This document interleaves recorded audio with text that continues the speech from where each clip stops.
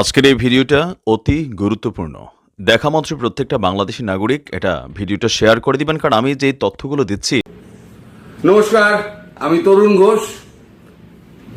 গতকাল তো রাত্রিবেলা তুলসী গ্যাবার্ড আমাদের এনএসএ অজিত দোভালের সঙ্গে দেখা করেছেন, কথাবার্তা হয়েছে। তার আগে যে 20টা দেশের গোয়েন্দা প্রধানরা এসেছিলেন, তারা সম্মিলিতভাবে একটা বৈঠক করেন।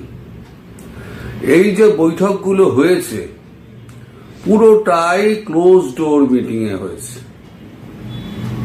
এই ব্যাপারে কোনো সংবাদ মাধ্যমকে কোনো ব্রিফিং করা হয়নি, কোনো টেলিকাস্টিং হয়নি, মিডিয়া ব্রিফিং একদম বন্ধ।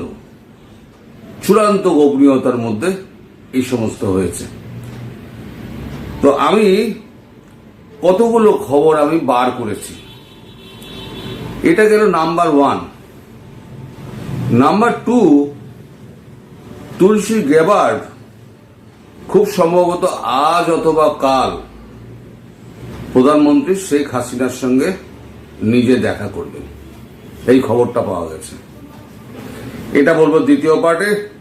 আর তৃতীয় পার্টে বলবো, আমি গতকালকে ভিডিওতে বলেছিলাম জাতিসংঘ থেকে যদি মার্কিন যুক্তরাষ্ট্র নাম তুলে নেয় তাহলে কি হবে। এই যে গুতের এসেছে, গুতো মারছে, গুতের এসে চাকরি থাকবে তো, সেই রকম একটা সম্ভাবনা দেখা দিয়েছে। সেটারও খবর মার্কিন যুক্তরাষ্ট্রের একটা কাগজ থেকে আমি খুঁজে বার করেছি, আপনাদেরকে আমি দেখাবো। তাই 3টে খবর একসঙ্গে আমি করব, টুকরো টুকরো করে। আমি পুরোটা দেখুন, তাহলে বুঝতে পারবেন। আচ্ছা, প্রথম খবরে আসি তুলসী গ্যাবার্ডে। এনডিটিভি ওয়ার্ল্ড লিখেছে, Ajit Doval beat Tulsi Gabbard in Delhi, chair high level security meet. ওই একই হলো। The deliberations of the security conclave was held behind closed door and there was no official word on them. কোন রকম অফিসিয়াল কথাবার্তা সেই meeting এর ব্যাপারে প্রকাশ করা হয়নি। এটা লিখছে এনডিটিভি। টাইমস অফ ইন্ডিয়া লিখছে, জাতীয় নিরাপত্তা উপদেষ্টা অজিত দোভাল এবং তুলসী গ্যাবার্ডের মধ্যে বৈঠক, সন্ত্রাসবাদ উদীয়মান হুমকি নিয়ে আলোচনা। জাতীয় নিরাপত্তা উপদেষ্টা অজিত দোভাল রবিবার মার্কিন গোয়েন্দা পরিচালক তুলসী গ্যাবার্ডের সঙ্গে দ্বিপাক্ষিক আলোচনা করেছেন এবং সন্ত্রাসবাদ এবং প্রযুক্তিগত হুমকি নিয়ে সহ নিরাপত্তা চ্যালেঞ্জ মোকাবিলায় সহযোগিতা বৃদ্ধির জন্য বিশ্বব্যাপী গোয়েন্দা নেতাদের একটি বৈঠকে সভাপতিত্ব করেছেন। যেটা বললাম, 20টা দেশের গোয়েন্দা প্রধানের সঙ্গে তাদের কথাবার্তা হয়েছে। সংবাদ সংস্থা পিটিআই জানিয়েছে, দোভাল এবং তুলসী গ্যাবার্ডের মধ্যে বৈঠকটি মূলত ভারত মার্কিন কৌশলগত অংশীদারিত্বের সাথে সামঞ্জস্যপূর্ণ গোয়েন্দা তথ্য ভাগাভাগি এবং নিরাপত্তা সহযোগিতা নিয়ে আলোচনা হয়েছিল এবং এটি একটি ভালো আলোচনা ছিল।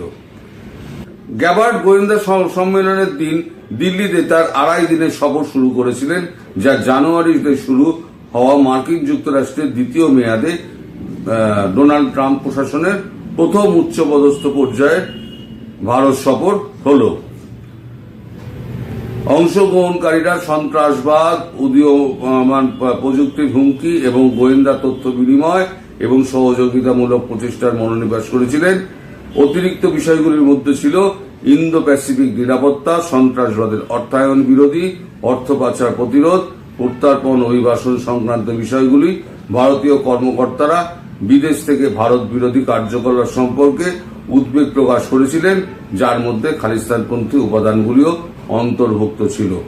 এই যে ভারতীয় কর্মকর্তারা বিদেশ থেকে ভারত বিরোধী কার্যকলাপ, এর মধ্যে কিন্তু বাংলাদেশ পড়ে এবং আমেরিকায় থাকা যারা খালিস্তানপন্থী আছে তারাও এর মধ্যে পড়ে যায়। সমগ্র বিষয়টা নিয়ে আলোচনা হয়েছে, কিন্তু কোথাও কোনো রা কাটা হয়নি, একটা কথা কেউ উচ্চারণ করেনি। এবার আপনি যদি আমায় বলেন যে ভেতরের খবর দিন, আমি বলবো আমি জানি না। সোজা কথা, আমি জানি না। একটা ছোট টেক পেয়েছি, ছোট টেক। সমস্ত কথাবার্তার পর তুলসী গ্যাবার্ড যখন বেরিয়ে যাওয়ার সময় হয়, তখন তিনি বাংলাদেশের পরিস্থিতি নিয়ে কথা বলার সময় শেষে উনি বলেন, this should not be tolerate any more, this is beyond tolerance, we have to take an action immediately, so we have to take a deal very soon বলে উনি করমর্দন করে বেরিয়ে যান। মানে বাংলাদেশের যা পরিস্থিতি, সেটা সহ্য সীমা অতিক্রম করেছে। এভাবে চলতে দেওয়া যায় না, শীঘ্রই ব্যবস্থা নিতে হবে। আমাদের যৌথভাবে একটা ডিল করতে হবে। তারপর ভারত, মার্কিন যুক্তরাষ্ট্র যৌথভাবে বাংলাদেশের সমস্যা সমাধানে একটা ডিল করবে। এর বেশি আমার কাছে কোনো খবর নেই। মানে অনেক কিছু বেরোবে, কিন্তু আমার কাছে নেই, এটুকু আমি বলতে পারি। তবে যা হবে বাংলাদেশের ব্যাপারে এবার ধীরে ধীরে ধীরে ধীরে প্রকাশ পাবে, যেগুলো 2-3 দিন বাদে কি 4 দিন বাদে আমরা খবর পাবো। টুকরো টুকরো টুকরো টুকরো খবরগুলো ডট টু ডট মিলিয়ে একটা খবর করা যাবে। দ্বিতীয় পার্টে হচ্ছে শেখ হাসিনার সঙ্গে তার সাক্ষাতের ব্যাপারটা, যেটা আমি বললাম। তুলসী গ্যাবার্ড অজিত দোভালকে অনুরোধ করেছেন, আমি একবার বাংলাদেশের প্রধানমন্ত্রীর সঙ্গে দেখা করতে চাই, আপনি দয়া করে সেই ব্যবস্থাটা করে দিন।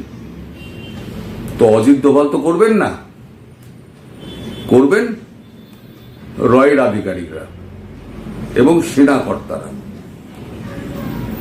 তখন জয়শঙ্করকে ওপরে ভার পড়ে এবং জয়শঙ্কর বলটি ঠেলে দেন বিক্রম মিশ্রির ঘাড়ে।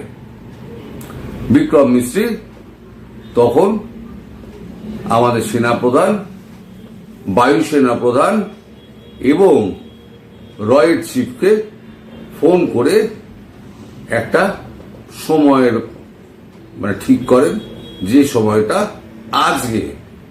আজকে যে কোনো সময়, কখন আমি জানি না, আজকে যে কোনো সময় শেখ হাসিনার সঙ্গে তুলসী গ্যাবার্ডের একটা সাক্ষাৎ হবে।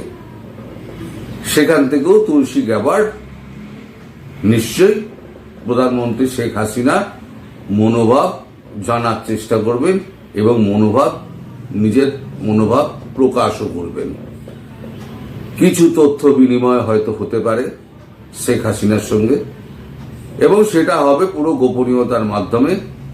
এই ব্যাপারে যেমন শেখ হাসিনা কোনো কথা বলবেন না, এই ব্যাপারে ভারত বা তুলসী গ্যাবার্ড, মার্কিন যুক্তরাষ্ট্র যাই বলুন না কেন, তারাও কোনো কথা বলবে না। এই খবরটা কি হলো না হলো, যেহেতু এখানে বিদেশ মন্ত্রকের কর্তারা জড়িত আছেন, তার বিদেশ মন্ত্রকের 2-4 জন আমার যে চেনাশুনো আছে, সেখান থেকে হয়তো 2-4 লাইন আমি পেলেও পেতে পারি, যেটা আমি কালকের আগে বলতে পারবো না। সুতরাং কালকে অবধি আপনাদের ওয়েট করতে হবে। আর তৃতীয় হলো, আমি বলেছিলাম যে যদি কোনোদিন মার্কিন যুক্তরাষ্ট্র ইউনাইটেড নেশন থেকে নাম তুলে নেয়, তাহলে পরে ইউনাইটেড নেশনের অস্তিত্ব থাকবে তো? কারণ 28% টাকা কিন্তু ইউনাইটেড নেশনকে টোটাল বাজেটের 28% টাকা দেয়, 12% ভারতও দেয়। যদি আমেরিকা নাম তুলে নেয়, তাহলে ভারতও নাম তুলে নেবে, কারণ ইউনাইটেড নেশন সিকিউরিটি কাউন্সিলে ভারত এখনো চেয়ার পায়নি। যতবার চেয়ারের উত্থাপন হয়েছে, চীন ততবার ব্যাগড়া দিয়েছে। এবারে হয়তো উত্থাপন হবে, কিন্তু ভারত আর রাজি হবে না। ওই ইউনাইটেড সিকিউরিটি কাউন্সিল তেল লেনে জায়গা, ওটা কোনো কাজ করে না। কেন নাম তুলে নেবে তারও একটা ব্যাখ্যা দিয়েছে মার্কিন যুক্তরাষ্ট্রের একটি কাগজ, সেই কাগজটি থেকে আমি আপনাদের তুলে দিচ্ছি। কাগজটার নাম হচ্ছে দ্য কনভারসেশন। তা লেখা হয়েছে, ইলন মাস্ক মনে করেন আমেরিকার জাতিসংঘ ত্যাগ করা উচিত। যদি ট্রাম্প তা করেন তাহলে কি হবে? এটি জাতিসংঘের বৈধতা এবং এর মধ্যে আমেরিকার অবস্থানকে ক্ষুণ্ণ করে। মানে জাতিসংঘ যা করছে তাতে আমেরিকার অবস্থান ক্ষুণ্ণ হচ্ছে, আমেরিকার বদনাম হচ্ছে বলা যায়। কিন্তু এ তো হচ্ছে ট্রান্সলেশন, আপনার গুগল ট্রান্সলেশন, তাই আপনাকে একটু বুঝে নিতে হবে। কিন্তু এটি আন্তর্জাতিক নিরাপত্তা এবং বৈশ্বিক বিষয়ে জাতীয় সার্বভৌমত্ব বজায় রাখার জন্য একটি শক্তি হিসেবে সংস্থাটি ক্ষুণ্ণ করেছে। মানে এর যে সুনাম আছে সেই সুনামও ক্ষুণ্ণ হয়েছে।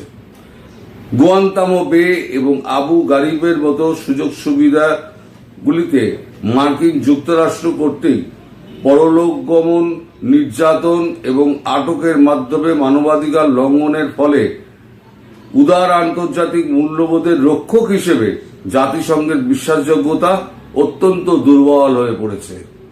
মানে এই যে বাংলাদেশে যা হচ্ছে, সেখানে জাতিসংঘ মুখে কুলু পেটে বসে আছে, অথচ কোটি কোটি মার্কিন ডলার সমস্ত জায়গা থেকে নিয়ে এরা মোৎসব করে, নিজেদের মধ্যে মোৎসব করে। 2025 সালে গোড়ার দিকে 2.8 বিলিয়ন মার্কিন ডলার পাওনা থাকা যুক্তরাষ্ট্রের জাতিসংঘের ফি নিয়মিতভাবে পরিশোধ না করা দেশ হিসেবেও মার্কিন যুক্তরাষ্ট্র ভূমিকা রেখেছে। তার মানে 2.8 বিলিয়ন ডলার মার্কিন যুক্তরাষ্ট্রে যে দেওয়ার কথা সেই টাকাটা দেয়নি, এবং সামগ্রিক বাজেটের প্রায় 27% প্রদান করা সত্ত্বেও জাতিসংঘ শান্তিরক্ষা কার্যক্রম, সামরিক ও পুলিশ কর্মীদের অবদান সব থেকে কম। আমি 28% বলেছিলাম, এখানে দিয়েছে 27, অরিজিনাল ফিগারটা হবে 27%। তাহলে 27% টাকা মার্কিন যুক্তরাষ্ট্র দেয়, 12% টাকা ভারতবর্ষ দেয়, ইউরোপিয়ান দেশগুলো বাকি টাকা দেয়, ব্রিটেন টাকা দেয়। এই তো টাকা দেওয়ার লোক। এই টাকা দিয়ে জাতিসংঘ এখনো পর্যন্ত কি করেছে? ইউনাইটেড নেশন সিকিউরিটি কাউন্সিল কি করেছে? সারা বিশ্ব জুড়ে যে একটা সন্ত্রাস চলছে, সেখানে একটা রা কাটে জাতিসংঘ? তাই ট্রাম্প বলছে, ট্রাম্প মনে করছে এবং ইলন মাস্ক মনে করছে যে এতে আমেরিকার সুনাম ক্ষুণ্ণ হচ্ছে, যে ঘটনাগুলো পৃথিবীতে ঘটে বেড়াচ্ছে। ফলে এখানে আমেরিকা থাকবে কিনা সেই নিয়ে এখন একটা ভাবনা চিন্তা শুরু করেছে। তাই এবছর 2.8 বিলিয়ন যেটা দেওয়ার কথা ছিল টোটাল বাজেটে, 27% অংশের 2.8 বিলিয়ন সেটা মার্কিন যুক্তরাষ্ট্র দেয়নি, আর দেবে বলে আমার মনে হয় না। সুতরাং এখানে এসে গুতারেস যতই গুতমুতি করুক, গুতারেসের কিছু হবে না। ও যাবে তেল লেনে। গুতারেস এখানে এসে বড় বড় কথা বলেছে। রোহিঙ্গাদের জন্য একটা অর্থ দিতে পারবে? ওখানেও তো অনেক বড় বড় কাণ্ড হয়েছে, সে তো আর প্রকাশ আপনারা করেন না। আর হ্যাঁ, একটা বড় কথা, আমি বহুদিন আগে আপনাদের বলেছিলাম, যখন আপনাদের সেনাপ্রধান যখন সেন্ট্রাল আফ্রিকান সফরে যাচ্ছিলেন, আমি বলেছিলাম ওখানে তিনি 2জন CIA এজেন্ট এবং 2জন ভারতীয় এজেন্টের সঙ্গে কথা বলেছিলেন, কারণ তাকে খুন করার পরিকল্পনা করা হয়েছিল। এবং কি করে ভারত সেখান থেকে তাকে বাঁচিয়ে আনলো, মার্কিন যুক্তরাষ্ট্র বাঁচিয়ে আনলো, সেই খবরটা কাগজে বেরিয়েছে। আমি আজকেই কপিটা করে রাখছি, আমি ছাড়বো কালকে 2টোর সময়। কপিটা অবশ্যই দেখবেন। সেনাপ্রধান আপনাদের প্রাণে বাঁচলেন কি করে, সেই খবরটা কালকে আপনাদের করব। আজকে এখানেই শেষ করছি। সবাই ভালো থাকবেন, সুস্থ থাকবেন এবং সাবধানে থাকবেন। নমস্কার।